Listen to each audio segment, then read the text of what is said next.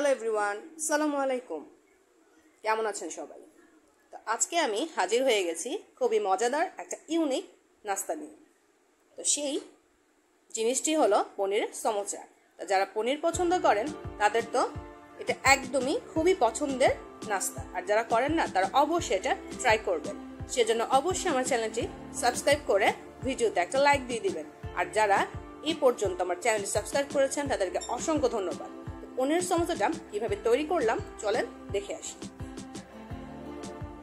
দেখতে পাচ্ছেন আমি এখানে এক টুকরো পনির নিয়েছি, সেটাকে আমি স্লাইস করে কেটে এভাবে লম্বা করে কেটে নিয়েছি।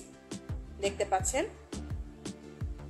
তো পনিরের সমোসাটা যেহেতু করবো তার ডো তৈরি করার জন্য এখানে পরিমাণ মতো 1 কাপ পরিমাণ ময়দা নিলাম, তার সাথে পরিমাণ মতো লবণ দিয়ে একটু সয়াবিন তেল দিয়ে দিলাম, একটু নেড়ে চেড়ে নিচ্ছি।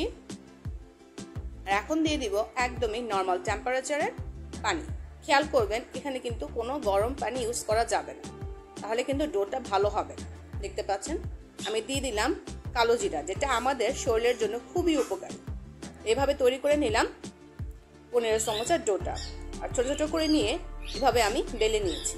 দেখতে পাচ্ছেন সুন্দর করে বেলে পনিরের টুকরোটা মাঝখানে দিয়ে সাইড দিয়ে চেপে চেপে এভাবে আমি সমোসাটা ডিজাইন করে তৈরি করেছি।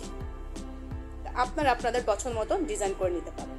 তো দেখতে পাচ্ছেন আমি আরেকটি দেখিয়ে দিলাম, ওই সাইড দিয়ে দেখতে পাচ্ছেন আঙুল দিয়ে চেপে ডিজাইন করে নিয়েছি। তৈরি হয়ে গেল আমার ডিজাইন করা পনিরের সমোসাগুলো। এগুলো আমি এখন তেলে সুন্দর করে ভেজে নেব। দেখতে পাচ্ছেন এখানে আমি কড়াইতে তেল গরম করে একটা করে দুটো পনিরের সমোসা ভাজতে দিয়ে দিয়েছি। তো কিছুক্ষণের মধ্যেই খুবই সুন্দর একটা কালার চলে এসেছে। আমি একটু উল্টিয়ে দিলাম। এগুলো কিন্তু বেশিক্ষণ ভাজা যাবে না, অল্পতেই দেখবেন খুবই সুন্দর একটা ব্রাউন কালার চলে এসেছে। কালারটা যখন একদমই ব্রাউন হয়ে যাবে তখন এভাবে একটা একটা করে আমি পনিরের সমোসাগুলো টিস্যু পেপারের উপর উঠিয়ে নিয়েছি, যেহেতু তেলটা যেন পেপারটা টেনে নেয়। আর দেখতেই তো পাচ্ছেন ভিতরে একদমই পনিরটা গলে চিজের মতো ইয়াম্মি হয়ে গেছে। দারুণ না? খুবই ইয়াম্মি একটা নাস্তা।